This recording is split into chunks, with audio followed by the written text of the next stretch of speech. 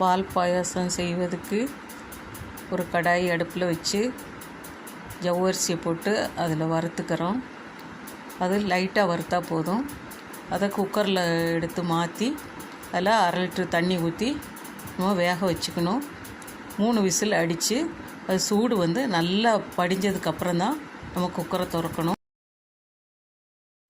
ஜவ்வரிசி நல்லா வெந்துருச்சுன்னா நல்ல கண்ணாடி மாதிரி பால் மாதிரி இருக்கும்.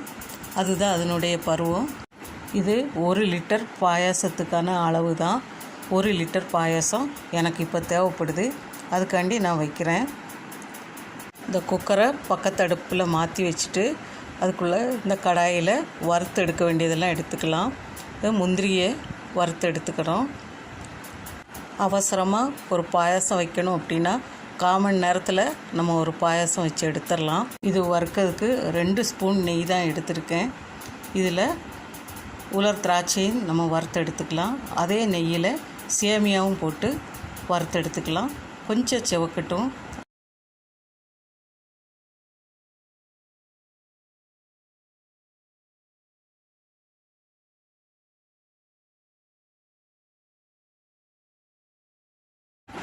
இப்போ குக்கரில் சூடு தணிஞ்சிருச்சு. இப்போ நம்ம இதை அடுத்த ஒரு பாத்திரத்துக்கு மாற்றிக்கலாம்.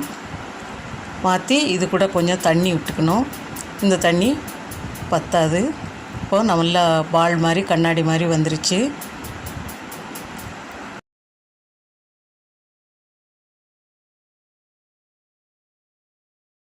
இதில் வறுத்து வச்சுருக்க சேமியாவை இதில் போட்டுடலாம். போட்டு கொஞ்சம் தண்ணி விட்டு நல்லா வேக விட்டுறலாம்.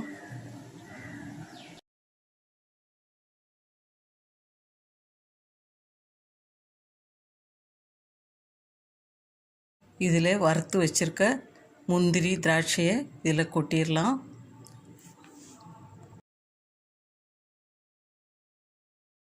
இது கொஞ்சம் பருவம் ஏலக்காவாக ஒரு 6 ஏலக்காய் எடுத்திருக்கேன். அதை பொடி பண்ணி இது கூட போட்டுக்கலாம். இப்போ நம்மளுக்கு சேமியா வெந்துருச்சு. இப்போ நம்ம வச்சுருக்க அந்த பாலை ஊற்றிக்கலாம்.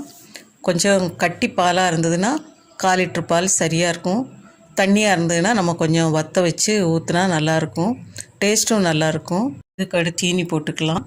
சீனி நான் இப்போ 3/4 கப்பு போட்டிருக்கேன். இதுக்கு அளவாக உங்களுக்கு இனிப்பு கூட குறையா தேவைப்பட்டுன்னா அது மாதிரி நம்ம போட்டுக்கலாம்.